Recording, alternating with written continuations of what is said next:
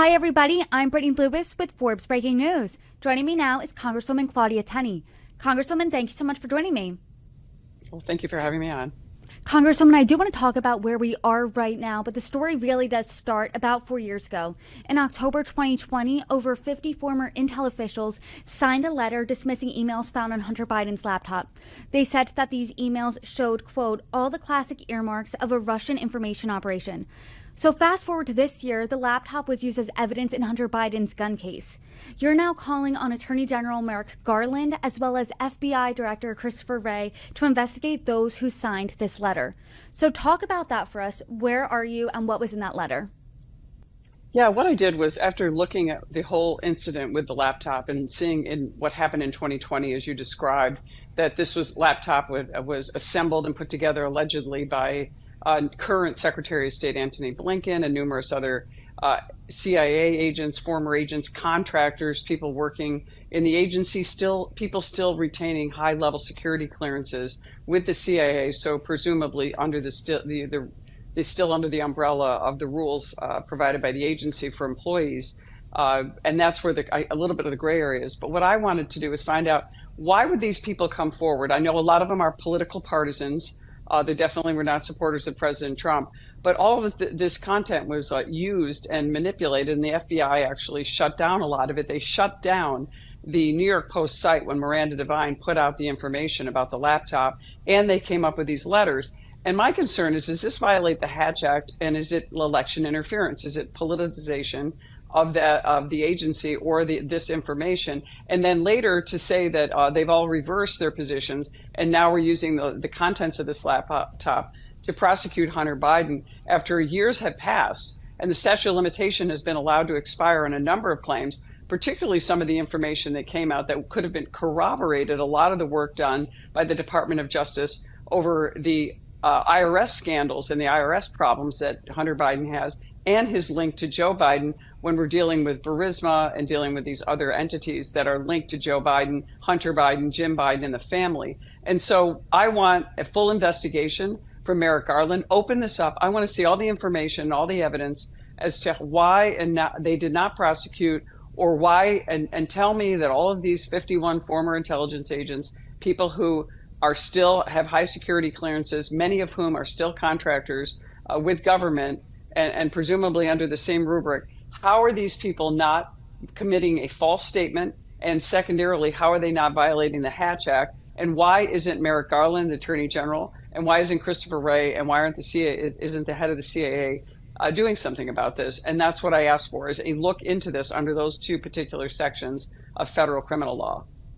The letter in part did read this, quote, we want to emphasize that we do not know if the emails provided to the New York Post by President Trump's personal attorney, Rudy Giuliani, are genuine or not, and we do not have the evidence of Russia involvement, just that our experience makes us deeply suspicious that the Russian government played a significant role in this case.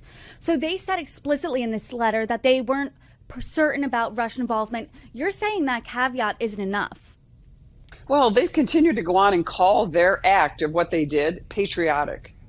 Patriotic in what way? What do they mean by patriotic? Patriotic because they were trying to obstruct the election of Donald Trump? Patriotic because polls actually showed that had the contents of this laptop been allowed to be disseminated to voters and people across the United States, particularly in those swing states where it was cut off by the FBI, where the FBI actually had an interaction with the former owner of then Twitter, now X, saying that this story can't be, this is disinformation, it's an attempt to undermine a democratic process. These are all things that were put on Twitter and on social media to prevent this information from going to the American public. And yet polls showed, had the people known about this type of information and the Hunter laptop was valid, there was damning information in there and potentially criminal information in there against Hunter Biden, linking him to Joe Biden, that they would have voted for someone other than Joe Biden. They would have potentially voted for Donald Trump. And with an election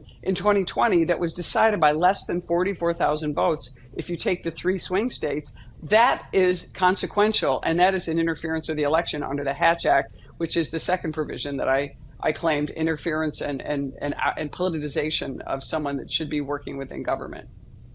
Do you think without this letter signed at all back in 2020, that would have altered the course of this election?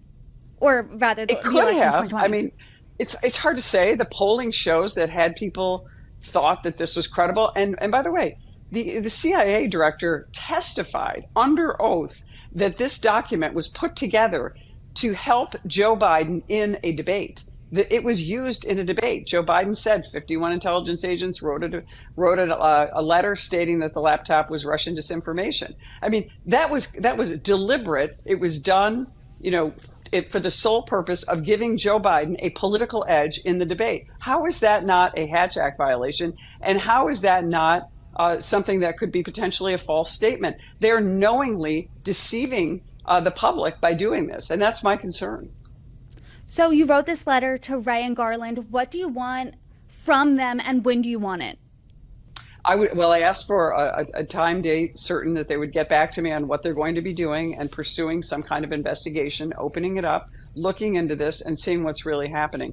This undermines the credibility of the U.S. government. When people think that there is a politicization, when people are using politics, when people are taking a position and wearing jerseys, I think people understand when you've been appointed by a secretary, by the president of the United States, whether it's Christopher Wray, whether it's Merrick Garland and the CIA director, you still owe an allegiance to the United States. You owe an allegiance to the people to be as clear and as unbiased as you can be in light of the circumstances. And this has been historically a problem with these agencies. They're the most powerful agencies in our government, along with the IRS. And yet all of these agencies have been corrupted by politics. We see the IRS agents, again, the same issue that we saw where they're obstructing the investigation by DOJ, by these whistleblowers that came forward under the IRS to show that there were documents and money exchange with Hunter Biden. And yet some of those charges, the worst of them, were not allowed to go forward because of slow walking the ability to get those materials. Had they had access to this laptop, and had they had access to a storage unit that was allowed to be closed when agents were informed the Biden administration that they were onto something, and they were able to get to this storage unit that had documents that presumably could have been damning for the Biden administration or for Biden and his son, those were shut down. And yet the statute of limitations was able to toll, so therefore these claims were not charged against Hunter Biden. We continue to have, whether it's the IRS, the CIA, the Department of Justice, the FBI, these are powerful agencies that have become very partisan, and the American people don't trust them. That's why you see so much disbelief in what they're doing, but yet they can take away the rights of citizens without having any kind of, accountability. And that's why I want to see some accountability out of these agencies. That's why I wrote the letter, start an investigation. Let's look into it. Let's get all of this flushed out. Let's get the truth. What's in this laptop? What was slow walked? What did people say? What was the intention of these agents? Were they misleading? Were these false statements? And were they violating their oath of office, or in this case, in many of them, their contract with the government? Or were they violating this high-level, top-level security clearance that is reserved for a very select few? Were they doing that, and were these violations, and should these people be considered for prosecution? Congresswoman, I know I only have you for just another minute, so I do just want to ask a question, pivot to President Biden. Now, he had a historic debate 2 weeks ago against former President Donald Trump. Since then, he's been facing mounting calls to drop out of the race.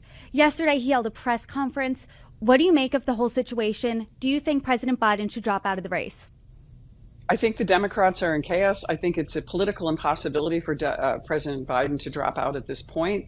There are delegates that have already, and people who have already cast their vote. When the Democrats talk about undermining democracy, nothing is a bigger slap on democracy than to undermine your own primary process. People voted for Joe Biden. For him to come out, and why do they want him out? They want him out because he's not leading in the polls. So it's pure politics. So whenever you hear the Democrats say our democracy, you should fill in the blank with our power. They are worried about power, and that President Biden will not deliver them the White House and majorities in the Senate and in the House of Representatives. That's the only reason that they're gunning against him. That's the only reason Hakeem Jeffries had a secret meeting or a meeting with President Biden last night.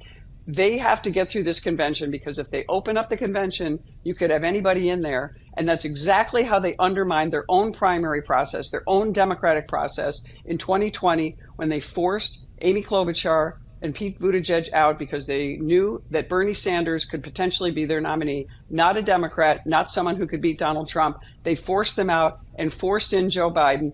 They have to reap what they sow. This is who they've got, and they've got a problem and they've got chaos. But I think they're going to be stuck with Joe Biden at least through the convention. Congresswoman Claudia Tenney, I appreciate you coming on today. Thank you so much for the conversation.